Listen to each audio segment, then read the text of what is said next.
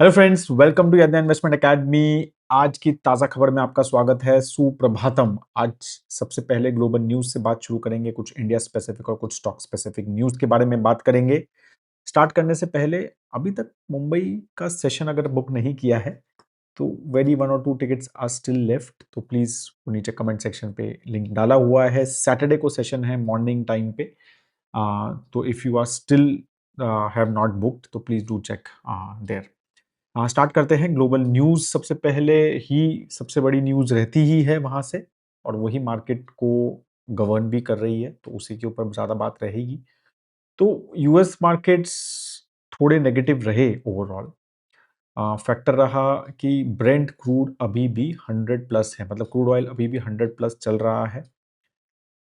कल थोड़ा एक ऑप्टिमिज्म था डोनाल्ड ट्रंप के ट्वीट के बाद कि शायद वॉर खत्म होता हुआ नजर आ रहा है, या फिर एटलीस्ट एक क्या बोलते हैं ना, ऑफ रैंप नीचे जाता हुआ नजर आ रहा है। But again there were few comments from Iran and there were few comments here and there, और कुछ कुछ एक्टिविटी भी रही, कुछ मिसाइल अटैक्स भी रहे हियर एंड देयर। तो उससे markets were little still worried कि शायद इतनी इजीली या आराम से ये खत्म नहीं होगा, right. And that's why crude oil prices एक बार के लिए 100 के नीचे भी आ गए थे, फिर वापस वो अभी जब मैं वीडियो बना रहा हूँ $104 पर बैरल जो है ब्रेंट जो है चल रहा है।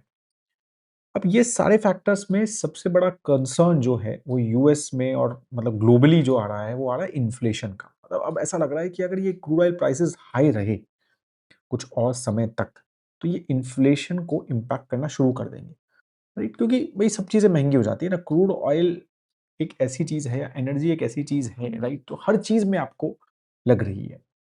तो वो चीज़ अगर महंगी, सामान महंगा हो जाएगा, और कब तक गवर्नमेंट जो है वो उसमें सब्सिडाइज़ करेगी या अपने ऊपर वो कॉस्ट लेगी। इट विल, अगर एक हाई रहते हैं तो ये पास ऑन होगा ही कंज्यूमर के पास, और फिर पास ऑन होगा तो इन्फ्लेशन बढ़ेगा। इन्फ्लेशन बढ़ेगी तो इंटरेस्ट रेट्स बढ़ने की उम्मीद हो जाती है वापस, या फिर एटलीस्ट जितना वो थोड़ा सा गिरने की उम्मीद थी वो तो बिल्कुल खत्म हो जाती है। तो वो सारे फैक्टर्स भी हैं, इसलिए बॉन्ड मार्केट्स यूएस में भी और ग्लोबली राइज कर रही हैं। यूएस बॉन्ड मार्केट ऑलमोस्ट 4.4% पहुंच गई है। मतलब एक टाइम पे, अभी कुछ दिन पहले 3.95 के आसपास भी थी। तो अच्छा खासा जो है लास्ट 15-20 दिन में बढ़ी है जब से ये वॉर शुरू हुआ है, ठीक है। और मतलब यूके की बॉन्ड मार्केट तो अराउंड 5% पहुंच गई है, यूके की ट्रेजरी यील्ड 10 ईयर की, ठीक है। तो ये सारे फैक्टर्स भी यहाँ पर हमें समझना है कि प्ले आउट हो रहे हैं। और ये बॉन्ड मार्केट हाई मतलब क्या फैक्टर, भाई अगर ये इंटरेस्ट रेट्स हाई हो जाते हैं तो गवर्नमेंट का इंटरेस्ट बिल बढ़ता है ना। भाई जितने भी नए बॉन्ड्स आएंगे, रिन्यूअल पे आएंगे, तो आपको ज्यादा इंटरेस्ट देना है। और अगर 4.5%, 4.4% का इंटरेस्ट दोगे तो वो डायरेक्टली आपके बजट पे इम्पैक्ट होगा। तो आप बाकी एक्सपेंसेस कैसे करोगे अगर आपका इंटरेस्ट रेट एक्सपेंस इतना ज्यादा होगा। तो ये सारे फैक्टर्स प्ले आउट होते हैं, और ये वरी जो है ये गवर्नमेंट को बहुत ज्यादा करता है, हाई इंटरेस्ट रेट्स, ठीक है। और यही चीज, मतलब जो कैसे काफी एक्सपर्ट्स और एनालिस्ट बोल रहे हैं कि यही फैक्टर है कि Donald Trump is looking for a off ramp, right. It they are looking, मतलब ट्रंप एडमिनिस्ट्रेशन इज लुकिंग कि भाई किसी तरह कुछ सॉर्ट आउट हो जाए, ट्रंप थोड़े क्रूड ऑयल प्राइसेस एक डिसेंट लेवल पे आ जाए, मैनेजेबल लेवल पे आ जाए, ठीक है। तो वो एक बड़ा फैक्टर जो है वो ऐसा माना जा रहा है कि बॉन्ड मार्केट जो है वो हमें इंडिकेशन दे रही है। गोल्ड भी गिर रहा है, सिल्वर भी गिर रहा है। गोल्ड भी अराउंड $4,400 अगर हम की बात करें तो 5,500 तक टच कर गया था, 5,400, 500। अब वो गिर गिर के ऑलमोस्ट $1,000 जो है वो कम हो चुका है, अगर हम यूएस डॉलर टर्म में इसकी बात करते हैं, राइट। मतलब $4,400 पर पाउंड, ठीक है। तो वो उस हिसाब से यहाँ पर कैलकुलेशन हो रही है। तो वो भी गिर रहे हैं। अब वो क्यों गिर रहे हैं, उसके आगे डॉलर की प्राइस बढ़ रही है वर्ल्ड में, बिकॉज डॉलर बढ़ रहा है। रीजन भी कि क्रूड ऑयल प्राइसेस की प्राइस बढ़ रही है, तो सारा क्रूड ऑयल का ट्रेड जो होता है वो डॉलर में होता है, तो डॉलर की डिमांड बढ़ रही है। डॉलर की डिमांड बढ़ती है तो क्रूड जो मतलब गोल्ड है, जो कि एक तरह से ऑल्टरनेट करेंसी की तरह भी यूज हो रहा है वर्ल्ड में, उसकी डिमांड जो है वो कम हो रही है। कल डोनाल्ड ट्रंप का एक स्टेटमेंट आया। दे आर गोइंग टू, मतलब उन्होंने बोला, ये उनकी स्टेटमेंट है exactly, they are going to, मतलब ईरान के लिए they are going to make a deal, they gave us a significant price worth tremendous amount of money ये उन्होंने बोला है, राइट? और उन्होंने कहा है कि भाई ये the price is related to oil and gas. क्या प्राइस है, क्या नहीं है, मतलब फोकस शिफ्ट करने की टैक्टिक्स हैं, ये कोई कुछ कह नहीं सकता, but I am just telling you कि ये स्टेटमेंट्स आई हैं, right? He also said on Hormuz, strait of Hormuz, we will have control of anything we want. ये भी उन्होंने बोला है। उन्होंने ये भी बोला, we can say this is regime change. ऐसा बोला उन्होंने कि भाई अब वहां पर मल्टीपल लोग जो हैं वो शॉट ले रहे हैं, मतलब पावर सेंटर्स हैं, तो this is like a regime change only, ऐसा उन्होंने बोल दिया। उन्होंने ये भी बोला एक और statement, and this is not Iran related, I think Putin and Zelensky are getting close to a deal. Again he has been saying this for quite long, but कल फिर से बोली है ये बात। तो ये मल्टीपल स्टेटमेंट्स जो हैं ये, again these do impact markets and everything, ये इसमें कोई डाउट नहीं है। और इनके but market also do not take everything on face value, ठीक है, ऑन दीज स्टेटमेंट्स, ये भी समझना है आपको। इसका इम्पैक्ट तो होता है, उससे एक डायरेक्शन मिल रही है कि कहाँ जा रहा है यूएस का व्यू, ठीक है, मतलब एस्केलेट हो रही है बात, या ऑफ रैम्प मिल रहा है, या डिस्केलेट हो रही है, ये भी चीजें समझ आ रही है। लेकिन 100% जो है इसके ऊपर मार्केट फेस वैल्यू पे इन चीजों को नहीं लेती है, ये भी आपको यहाँ पर समझना है। तो वो दोनों फैक्टर्स यहाँ पर प्ले आउट होते हैं। अच्छा, साथ में कल एक और ऑफ, अगेन ये कोई क्लियर न्यूज नहीं आई है, अलग अलग सोर्सेस से न्यूज आई है, लेकिन most of the global medias में ये न्यूज थी कि यूएस पेंटागन, मतलब जो वहाँ का डिफेंस मिनिस्ट्री है, या फिर अभी तो वॉर मिनिस्ट्री बोलते हैं वो, to deploy 3082nd airborne soldiers to Gulf. 3000 soldiers जो है वो डिप्लॉय करने वाले हैं गल्फ। अगर उन्होंने ईरान नहीं बोला, पर गल्फ बोला है। बाकी Donald Trump has consistently given मतलब इंडिकेशन कि they may put soldiers on Iran Kharg island, जो था उनका, जहां पर मेजरली उनका सबसे ज्यादा जहां से एक्सपोर्ट होता है, या फिर मेजर आइलैंड है वहां पे ईरान का, जहां पर सारे शिप्स वगैरह वहां पे उनके डॉक होते हैं, और वहां से उनका 90% ऑयल एक्सपोर्ट होता है। तो ये भी बात चल रही है कि there can be soldiers which can be put on Iran land, but अभी तो ये है कि 3000 गल्फ में जा रहे हैं, अब क्या है ये किसी को क्लैरिटी नहीं है। इसके अलावा Amazon web services has said कि this conflict has disrupted its cluster of data centres in Bahrain, ठीक है। तो वहां पर कल भी शायद एक अटैक हुआ था, ऐसा बोला जा रहा था कि जो बहरीन में अमेजॉन के डेटा सेंटर्स पे एक और कुछ ड्रोन अटैक हुआ था। तो ये सारे फैक्टर्स भी यहाँ पर साथ साथ चल रहे हैं। इंडिया में आ जाते हैं, तो इंडिया में कल Donald Trump and prime minister Modi had a discussion on phone, ठीक है। अगेन मतलब यही था कि बिकॉज ऑफ, मतलब majorly discussion was on severe energy crisis across the world and war in West Asia, ठीक है, उसी के ऊपर वहां पर मेजरली था। बाकी प्राइम मिनिस्टर की कल राज्यसभा में स्टेटमेंट भी थी, एंड अगेन मतलब ही सेड कि it is a matter of serious concern for the country that many ships are stranded in strait of Hormuz, ठीक है। उन्होंने ये भी बोला कि भाई ये चीज जो है, देयर सीरियस कॉन्सिक्वेंसेज जो है इसके इनएविटेबल हैं, अगर ये वॉर जो है लॉन्ग टर्म में परसिस्ट करता है ग्लोबली, ठीक है। And self reliance is the only option, ठीक है। तो ये सारी चीजें यहां पर चल रही हैं। बाकी centre has also set up 7 groups, मतलब एक स्पेशल ग्रुप सेटअप किए हैं to track various things, like जैसे स्ट्रेटेजिक इश्यूज के ऊपर जो मॉनिटर करते रहेंगे, defence, external affairs and public order, economy, finance, supply chain related issue, energy security include oil, natural gas and LPG. इसके ऊपर अलग अलग ग्रुप्स जो हैं गवर्नमेंट ने बनाए हैं, जिसका अपडेट्स जो है वो प्राइम मिनिस्टर ऑफिस और कैबिनेट सेक्रेटरीट के ऊपर कंसिस्टेंटली जाएगा।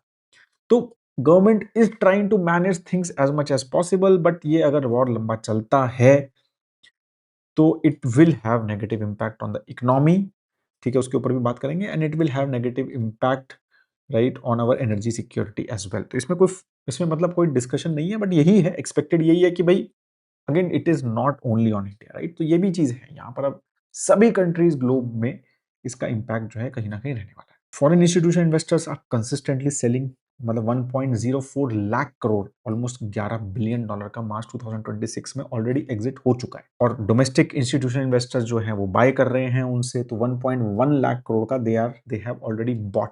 तो इसलिए मतलब इंडाइसिस जो हैं, इवन दो काफी ज्यादा गिरे हैं, एक महीने में ऑलमोस्ट 9-10% गिर चुका है निफ्टी 50 के बारे में अगर हम बात करें, बट ये और ज्यादा गिर सकता था अगर हमारे पास ये सपोर्ट सिस्टम जो है DIIs का नहीं होता तो ये भी आपको बहुत जरूरी समझना है कि मतलब we could have been in a much worse place than what we are. बाकी गोल्डमैन सैक्स has reduce India's 2026 growth forecast. तो पहले उन्होंने एक महीना पहले के बारे में अगर बात करें तो 7% का उन्होंने कहा था कि भाई 2026 में 2026 में इंडिया जो है ग्रो करेगा, जीडीपी ग्रोथ होगा। फिर उन्होंने अब उसको रिड्यूस करके, राइट, वो 5.9% पे ले आए, राइट। तो उन्होंने कहा है कि 5.9% ही ग्रो होगा। 13 मार्च को 6.5 किया था 7 से, अब 5.9% कर दिया। उनका रीजन क्या है? तो उन्होंने कहा है कि भाई एक तो इन्फ्लेशन वापस नजर आती हुई आ रही है हमें, ठीक है, कि हम उनको पहले लग रहा था इन्फ्लेशन 3.9% के आसपास रहेगी इस साल, बट अब वो 4.6% होती हुई नजर आ रही है, राइट। इवन दो उन्होंने कहा है कि भाई ये 2 to 6% जो आरबीआई का जो बैंड है उसमें है, लेकिन ये पॉलिसी रेट का इंक्रीज एक्सपेक्ट कर रहे हैं इंडिया। मतलब रेपो रेट जो बोला जाता है, इंटरेस्ट रेट जो बोला जाता है, ये कह रहे हैं कि 0.5% इंडिया का इंटरेस्ट रेट बढ़ सकता है, majorly because of Indian currency depreciating. उसका इंपैक्ट खत्म करने के लिए, not about majorly inflation, but Indian currency जो डिप्रिशिएट हो रही है उसका इंपैक्ट कम करने के लिए इंटरेस्ट रेट्स जो है वो बढ़ाए जा सकते हैं, राइट। तो ये भी उन्होंने ये सारी चीजें बोली। एंड करेंसी अंडर प्रेशर है क्योंकि एक तो फॉरेन इंस्टीट्यूशन इन्वेस्टर्स पैसा बाहर निकाल रहे हैं, राइट। और डिप्रिशिएट और मतलब ओवरऑल जो है क्रूड ऑयल प्राइसेस हाई की वजह से भी डॉलर की डिमांड बढ़ रही है और रुपये की डिमांड कम हो रही है, जो इंपोर्ट बढ़ रहे हैं। तो ये सारे फैक्टर्स भी उन्होंने प्ले आउट किए हैं। तो ये सब चीजें नेगेटिव, अगर ये वॉर लंबा चलता है तो ये चीजें आपको समझनी है कि ये सब फैक्टर्स रहेंगे, राइट। और ये डायरेक्टली इकोनॉमी पे इंपैक्ट करते हैं, इकोनॉमी पे करते हैं, स्टॉक मार्केट पे भी इंपैक्ट करते हैं। कल एक और सेबी की इंटरेस्टिंग न्यूज आई कि they are allowing gift cards, prepaid instruments to invest in mutual funds. तो 50,000 रुपए तक का एक मतलब आपको प्रीपेड इंस्ट्रूमेंट मिल जाएगा गिफ्ट कार्ड पे। आप कोई एक fund, I am assuming, again मेरे को बहुत डिटेल नहीं, राइट, कंसल्टेशन पेपर निकाला है, अब इसको पढ़ना है मेरे को और डिटेल में। But when I was reading the news तो वो था कि ऐसा लग रहा था कि ये कोई gift card types prepaid card, आप एक 50,000 रुपीज का किसी फंड में इन्वेस्ट कर सकते हैं और आप वो किसी को भी दे सकते हैं, राइट। और तो that person can redeem it in for investment in his और हर नेम, राइट। तो इस तरह का कुछ एक कॉन्सेप्ट जो है गिफ्टिंग के हिसाब से या न्यू इन्वेस्टर्स के हिसाब से, राइट, आपको बर्थडे पे किसी को गिफ्ट कार्ड देना है तो आप म्यूचुअल फंड दे सकते हैं उसको। इंटरेस्टिंग है ये काफी। तो let's see how basically it whole structure works and then we will understand that. अब कुछ स्टॉक स्पेसिफिक न्यूज के बारे में बात करें तो कल आपने सुबह न्यूज देखी होगी तो जोमेटो ने अपनी प्लेटफॉर्म फीस बढ़ा दी थी, ठीक है। तो अब जो है स्विगी ने भी बढ़ा दी है, ठीक है। तो स्विगी ने भी 17.58 पर ऑर्डर जो है वो अपनी फूड डिलीवरी पे प्लेटफॉर्म फीस बढ़ा दी है। ये प्लेटफॉर्म फीस 17.58 की बात कर रहा हूं मैं, तो ये 2023 में मतलब सिर्फ 3 साल पहले 2 रुपए थी, ठीक है। तो किस तरह से ये प्लेटफॉर्म बिजनेस, राइट, तो ये बोलते हैं नेटवर्क इफेक्ट है ये, राइट। तो ये इतना सही इन दोनों ने नेटवर्क इफेक्ट बना लिया, इतना जबरदस्त ये नेटवर्क मोड माना जाता है काफी सारे मोड डेफिनेशंस में, कि आप प्राइस बढ़ाते रहो बट ऑप्शन ही नहीं है, राइट। सामान अब आपकी आदत लग गई है तो आपने नेटवर्क क्रिएट कर लिया है, सारे रेस्टोरेंट वहाँ हैं, बायर्स वहाँ हैं, तो नया बायर आएगा तो वो वहाँ आएगा, नया रेस्टोरेंट आएगा तो वो वहाँ आएगा, ठीक है। तो दैट्स वाई कल जोमेटो का स्टॉक बढ़ा था, क्योंकि उन्होंने भी बढ़ाया था अच्छा खासा अपना fees, platform fees. Now Swiggy has also increased. तो जब कल जैसे मैंने बोला था कि प्राइम मिनिस्टर ने कल आत्मनिर्भरता की बात की ऑन द एनर्जी, और इसके ऊपर चीजें चल रही हैं साथ में। तो this is one of the very important news which I saw yesterday कि ओएनजीसी ने एक $20 बिलियन का ग्लोबल टेंडर फ्लोट किया है डीप वाटर रिग्स का। डीप वाटर ड्रिलिंग मशीन्स या ड्रिलिंग जो एक होती है ना, बड़े बड़े मतलब सिस्टम्स होते हैं, रिग्स बोला जाता है उनको, राइट, या ऑफशोर ब्लॉक्स बोला जाता है। तो उसके लिए $20 बिलियन का ग्लोबल टेंडर उन्होंने किया है। फोकस किस पे है? केजी बेसिन पे, अंडमान पे और केरला कोंकण बेसिन के ऊपर है। मतलब ये जो है, ये अल्ट्रा डीप वाटर ड्रिलिंग जो है ऑलरेडी अंडमान में अंडरवे चल रही है, ऑलरेडी स्टार्ट हो गया है अंडमान में, तो अंडमान में बोला जाता है कि अच्छा खासा रिजर्व है, पहले भी इसके ऊपर न्यूज़ आई थी 6-8 महीने पहले काफ़ी, राइट? तो वहाँ पे ऑलरेडी ड्रिलिंग शुरू हो गई है और इसमें बड़े-बड़े जो प्लेयर्स हैं वर्ल्ड के, British Petroleum, Exxon Mobil, TotalEnergies, Petrobras, right? इन सब के साथ टाई अप जो है वो परसू किया जा रहा है। ऐसा बोला जा रहा है कि ये 20 मई को ऑलरेडी ये सारा टेंडर जो है ये हुआ था, इसके ऊपर काफ़ी सारे लोग मतलब प्लेयर्स आए थे ग्लोबल, राइट? और मेजरली टेंडर जो है वो ड्रिल शिप्स और सेमी सबमर्सिबल 6 रिग्स चाहिए उनको 5 साल के लिए। तो 400,000 टू $500,000 पर डे का कॉस्ट होता है इन रिग्स का, ठीक है? $500,000 का पर डे का। तो इसलिए वो 5 साल के हिसाब से ये मान रहे हैं कि 18 से $20 बिलियन का खर्चा कंपनी का आ सकता है, राइट? और ऐसा माना जा रहा है कि ये जो है ओएनजीसी चाह रहा है कि ये मोबिलाइजेशन ऑफ रिग्स जो है ये सारी चीजें सिर्फ 80 दिन में हो जाए। तो उससे पता चल रहा है कि अर्जेंसी जो है गवर्नमेंट ने क्रिएट कर दी है कि भाई जल्दी जल्दी करो, ठीक है? एनर्जी इंडिपेंडेंस लेके आओ, क्रूड ऑयल को मतलब निकालो, अगर हमारे पास है कहीं पर तो उसको ढूंढो और निकालो टाइप्स, ठीक है? तो ये सारी चीजें भी साथ में चल रही हैं और उधर से टाटा का Mundra plant, right, Tata power का, उसमें भी सप्लीमेंट्री पीपीएस वगैरह चल रहे हैं गुजरात गवर्नमेंट के साथ, तो वो जुलाई 2 से बंद पड़ा है। और थर्मल पावर प्लांट है, मतलब इंपोर्टेड कोल पे डिपेंडेंट रहता है, इंपोर्टेड कोल के जब से प्राइसेस बढ़े हैं तो वो पुराने पीपीएस पे काम नहीं कर पाता है क्योंकि वो उसके लिए नुकसानदायक होता है। तो now new PPS basically specially with summer season approaching are getting up and तो एक्सपेक्टेड है कि Mundra plant will start up again and that will help the Tata power as a profit perspective as well, ठीक है? तो ये चीजें मतलब आपको समझना है कि पावर सेक्टर वगैरह के हिसाब से क्या क्या चीजें चल रही हैं। अच्छा, ये भी न्यूज आ रही है कि रिलायंस ने 5 million barrels of Iranian oil खरीद लिया है। हमने बात की थी ना मंडे को कि यूएस ने वेवर दिया है 1 महीने का, जो भी भाई ऑयल सी में है ईरान का, उस वो उसके ऊपर सैंक्शंस नहीं लगाएगा यूएस, मतलब यूएस, तो वो ले सकते हैं। तो ऐसा बोला जा रहा है कि रिलायंस ने ऑलरेडी 5 मिलियन बैरल ऑयल ले लिया है इन इंडियन रुपी में, क्योंकि वो तो स्विफ्ट में है नहीं ईरान, तो उनके ऊपर सैंक्शंस हैं अभी भी। तो उसके लिए उन्होंने 5 मिलियन बैरल्स ले लिया। अगेन ये सोर्सेज से information, it has not been confirmed, ठीक है? तो ये सारी चीजें तो मतलब आई एम जस्ट ट्राइंग कि how the government and system is making sure कि हम जितना ज्यादा इस प्रॉब्लम से हम हट सकें, वो चीज वहां पर ट्राई की जा रही है। बाकी कुछ और news, Manipal hospital has filed a DRHP, $1 billion का आईपीओ लेने का प्लान है उनका, जो कि इस हॉस्पिटल हेल्थ केयर सेक्टर में सबसे बड़ा होगा, राइट? फ्रेश इशू 8,000 करोड़ का एक्सपेक्टेड है उनका इसमें से, ठीक है? तो it will be quite big IPO and overall company की वैल्यूएशन मानी जा रही है $13 बिलियन के आसपास हो सकती है, राइट? तो मतलब कंपनी जो है मोर देन 1 लाख करोड़ की ये कंपनी रहेगी ओवरऑल। एंड 38 हॉस्पिटल्स हैं इनके। मणिपाल हॉस्पिटल काफ़ी फेमस चेन है, हमको सबको पता ही है, और ये बड़ी चेन है जो अभी तक लिस्ट नहीं हुई है। रेवेन्यू जो है first half of FY26 4,700 crore का रेवेन्यू था इनका, और ओवरऑल FY25 8,200 करोड़ रुपीस का रेवेन्यू इस कंपनी ने बुक किया था। कंपनी है किसकी? कंपनी जो है ये इसमें इन्वेस्टर टेमासेक है, और डॉक्टर रंजन पाई जो है वो इनके मेजरली इन्वेस्टमेंट है, मतलब इनके मेजर प्रमोटर्स कह सकते हो हैं, ठीक है? बाकी आईपीएल की कुछ न्यूज़ आई एम श्योर आप सबने सुनी होगी। जस्ट आई वांट टू से कि Aditya Birla and times of India का लेड एक कंसोर्शियम ने आरसीबी को खरीद लिया है $1.78 बिलियन में, ऑलमोस्ट 16,000 करोड़ रुपीस में, राइट? यूनाइटेड स्पिरिट लिमिटेड के पास ये कंपनी थी और उन्होंने अब ये बेच दी है। और एक कल सोमानी जो है उनका एक group which is basically backed by Walmart linked investors, right? तो उन्होंने राजस्थान रॉयल खरीद लिया है $1.6 बिलियन में।